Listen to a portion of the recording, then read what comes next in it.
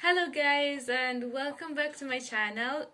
If this is your first time here, well, my name is Anne. And if you've been with us, thank you so much for being with this family. Guys, I am so grateful, and thank you for always subscribing. And if you haven't subscribed, please subscribe. Hit the notification bell, please, so that you can always get a notification for anytime I upload a new video. So guys, as I promised that I was going to work on making videos as often as possible, like I promised, and that is what I'm going to do today. So let's get into the video. Now, today I'm going to speak about my experience giving birth in Russia.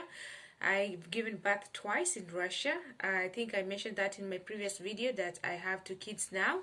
A son who is 3.5 years old and a daughter who is 7 months old. She turned 7 months yesterday.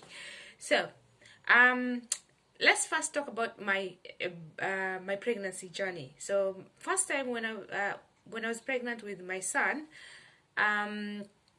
it was not so bad. It was very smooth. I did the usual maternity. Okay, if you hear some voice, some sound, that is my daughter over there. She's sleeping. No, not sleeping. She's playing, I think. Okay, so like I was saying, first time when I was pregnant, it was quite smooth. I didn't have the nausea or any kind of pain. It was so smooth that I used to forget that I was actually pregnant. And my maternity visits clinic visits were as usual, although I was struggling a little because I did not speak quite well Russian. I was really struggling, so I had to go with a translator every time and try to, to mention something, or if I didn't understand, I had to record what the nurse was saying or the doctor was saying, and then come back home and share with my husband so that he can translate what the doctor was saying or what was the doctor was recommending. And it was sometimes a bit of a struggle. But I had to force myself to learn it. And then when it came to that time where I had to give birth, because it was 2019, I went with my husband to the hospital. He joined me. That was in the morning because I was well overdue. I had gone past my due date. I was 41 weeks and 5 days still pregnant, so I had to give birth. The doctors had to help me to progress the whole birthing process. So I went in and I got I got registered into the board or yeah, okay, something like that. And then I went into the labor room immediately, an hour later that is, and I was induced, and I labored for about 8 hours. I labored for about 8 hours, and then at 5:25 I had the baby. Good thing I had done some research about hypnobirthing and the whole process of birthing, what to do, what not to do, and it was quite helpful. I did a lot of hypnobirthing that time, just focusing and all that. Now, so the first time I gave birth, it was quite easy, and then I stayed in the hospital for 4 or 5 days. Then after that, they released me, and within the 5 days, they show you how to clean the baby, how to feed the baby. They give you time to rest so that you can get enough milk, and they take care of the baby when you're sleeping. After every 2 hours, they bring in the baby for you to feed the baby. So that was the whole process within the 4 to 5 days. Then after that, I was released and I came home, and then the doctor would come to visit me every week to check on the baby, the progress, how I'm feeding the baby, if there are any problems or anything. And the nurse would come two times in a week for the first month. Then after the first month, to the third month, the doctor will visit once every 2 weeks. For the nurse, they visit every week. And then after 3 months, now the doctor will stop the visits, so it will only be the nurse. So the nurse will be coming every 2 weeks to see the baby until they turn 1 year. 1 year or 9 months? 1 year, yes. Yes, so that is what happened with my first pregnancy. Now, with my second pregnancy, which was totally opposite of what I had expected, I you know the way you would see pregnant women and you'd see them do some things and you'd be like, that I think they're just exaggerating something or they're just taking it overboard. I used to hate it, despite it, when I would see a woman like spitting on the street, because I don't know, I just have this thing like, why would you spit? It didn't make sense. Like, can you just swallow it? Why do you have to spit? It didn't make sense to me. Then I got pregnant the second time. So from the day I realized I was pregnant to the day I gave birth, it was a roller coaster. I used to have nausea from morning to the time I go to sleep. Vomiting was my friend. Then came now like every time I would feel like my mouth is full of saliva and I couldn't swallow it. Like I would try to swallow it and I would feel like vomiting. So the only way for me not to feel like vomiting is to spit it. So I started spitting, and it was so embarrassing because I imagined that there was a time I used to despise women who would spit in the name of pregnancy. Now I'm here spitting everywhere, every time, and there's nothing I can do about it. Like I had no control over it. And I used to now walk on streets where there are less people, so that if I have the urge, because definitely I would have the urge of spitting. So if I had the urge of spitting, I would spit and I wouldn't feel any worse, like embarrassed. And that was my journey at that time. So and then came to the third trimester. Oh my god, because I had the nausea, spitting and everything up to 18 or 19 months. Then let's say I enjoyed a little bit of the second trimester. Then the third trimester, I had a tough one whereby I I had muscle pull, which was constant until the day I gave birth. The doctor even gave me some magnesium, something like that, some minerals to help, but it was not helping at all. I just gave up on that. I used to dread even going to sleep because of the pain. It was just too much. Now, then came the time when I am supposed to give birth. Now, unfortunately, this time round, it was in COVID time. And of course, your partner cannot come with you. You have to go there alone. You get booked in alone in the room and wait for your time. So this time I came when I was 40 weeks pregnant. And because of the muscle pull, I was like, no, I'm done. I'm done. I was exhausted because I wasn't sleeping. And the pregnancy was just taking a toll on me. I was not enjoying that process anymore. I was just done. So I just wanted to have the baby at that time. And I checked in, and the doctor told me, you know what, because you're not 41 weeks, we can give it a little bit more time and wait for when your contractions will kick in. And I said, no, I just want these contractions to start. So when they booked me in the maternity, they put me in a room where we were 4 women at a time, and women would come in, and some of them would give birth the same day, some would give birth the following day. So I was there, like, watching people coming in and going out with their babies, and here I am still waiting for my baby to come. And I was feeling under pressure and frustrated and everything. But luckily, this time round, I could speak better Russian. I could communicate anytime I wanted to communicate with the doctor, or say if there's something I'm feeling that I need to be attended to.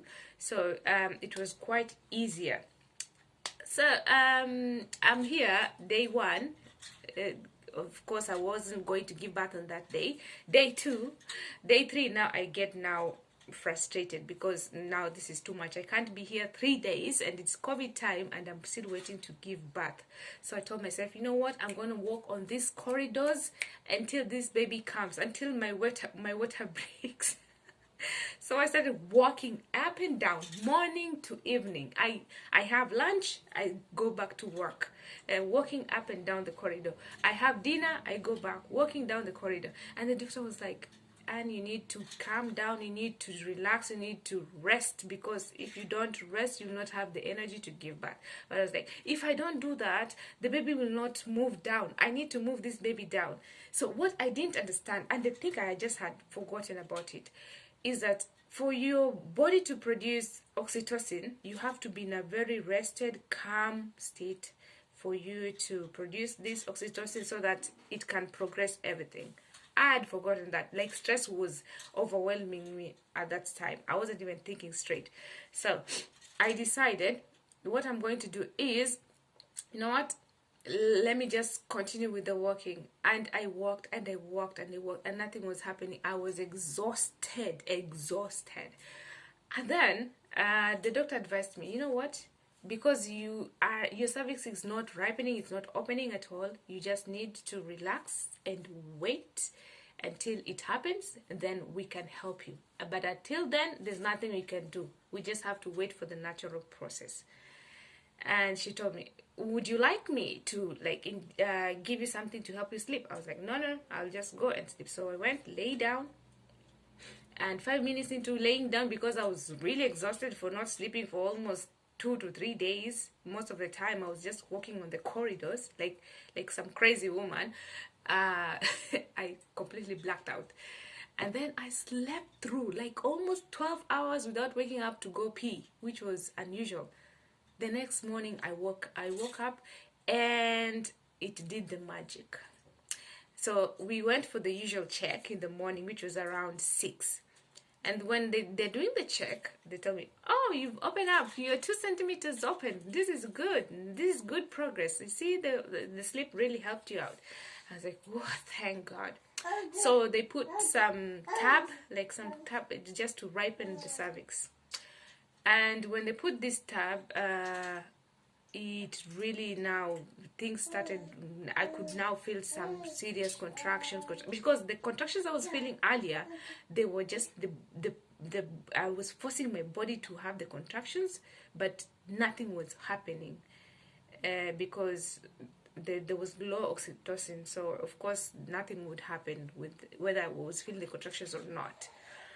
I was just making the baby tired anyway that time. I didn't understand that. So now back to this time, they check me, they tell me I'm ripe, my cervix has started opening, and they'll give me something to help it, make the process faster. And they now take me to the labor room. And when they take me to the labor room, before I go to the labor room, they break my water, because every time for me to give birth, I had my water broken for some reason. It didn't just break. They had to break it for me. It's not a painful process, but it is uncomfortable, because there's somebody putting their fingers and trying to poke your, so it's discomfort but not painful.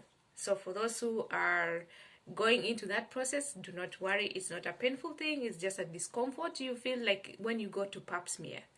Now after they had popped my my water, I was taken into the labor room, and that's when I started progressing. So that was around 7. Now, come to around 9, the doctor comes to check to see how much I have progressed.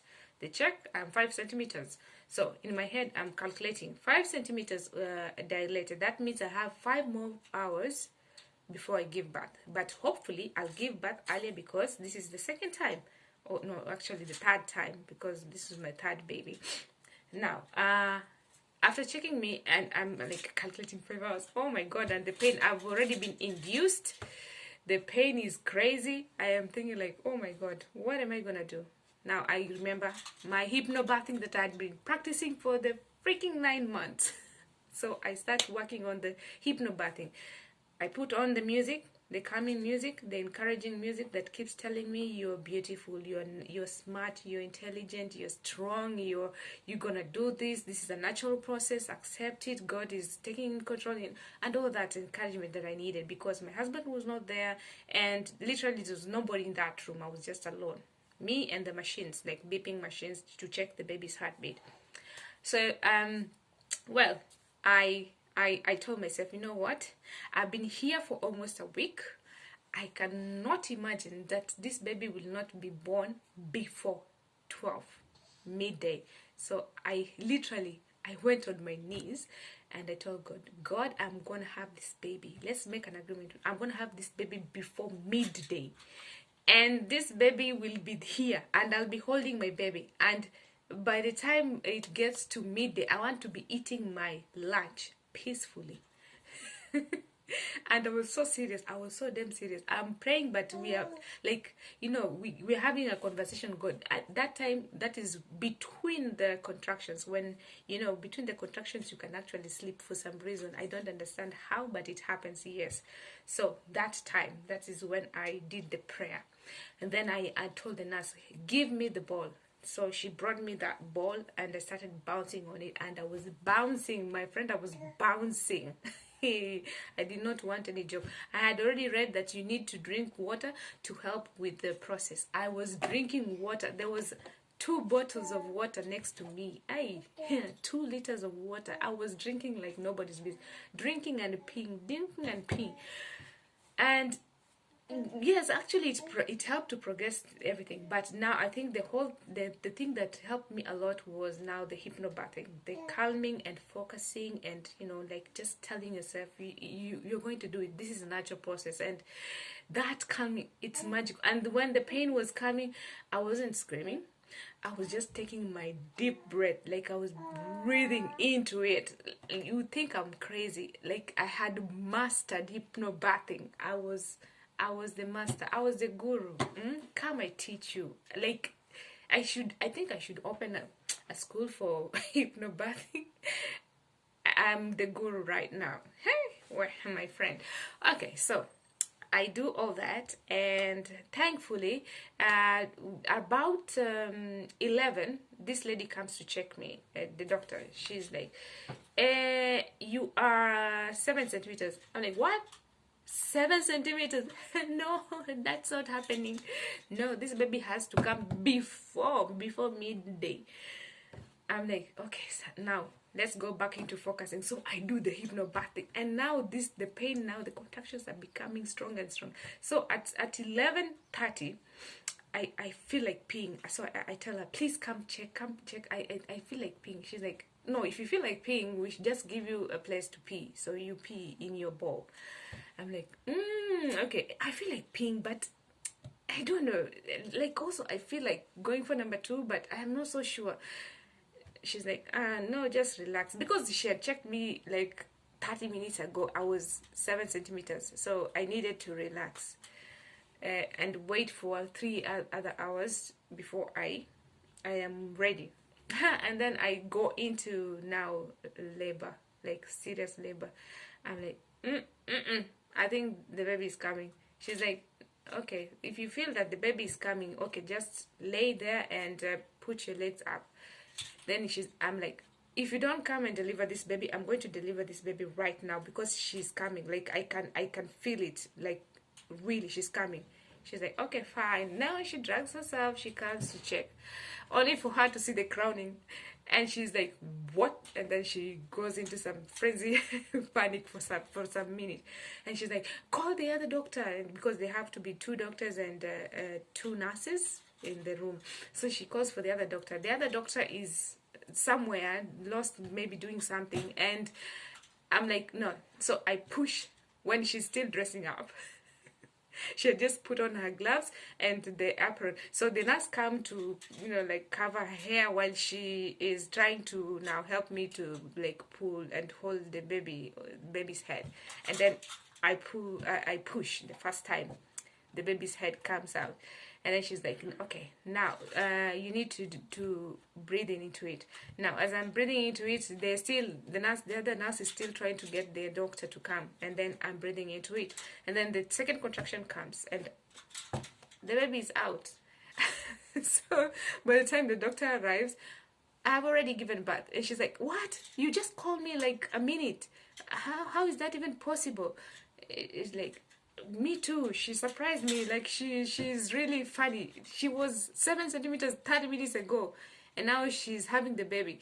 And literally, by the time I was having the baby, it was exactly 11:55. So by the time I was delivering the placenta, it was 11:59, and the baby was out. Like, we had discussed with God, we had agreed that is how it was going to be, and the baby was delivered. And the doctors were like, "You were crazy," and they were all looking at me like some crazy woman, and they keep telling me how crazy I am and telling me how strong I am and all that. But it was just an amazing experience, and that's the moment I believe that the mind is the strongest weapon any person can have. With your mind, you can do anything. I mean, it is unimaginable how much power we haven't tapped into as people. Like, what the mind can do is so strong that if you just try it, yeah. Anyway, so let me not get into that. But anyway, thank you so much, guys. That was my whole process journey into birthing, and I am so grateful that I got to have this opportunity to share with you.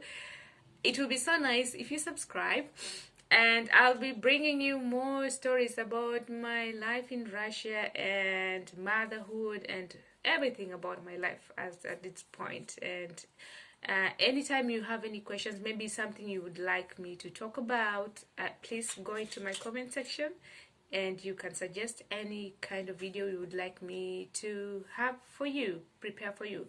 Otherwise, thank you so much for always subscribing, for always staying with me here in this platform that we have. And I'll be seeing you guys soon. Bye bye, and have a nice day. Mwah, mwah, mwah, mwah, mwah.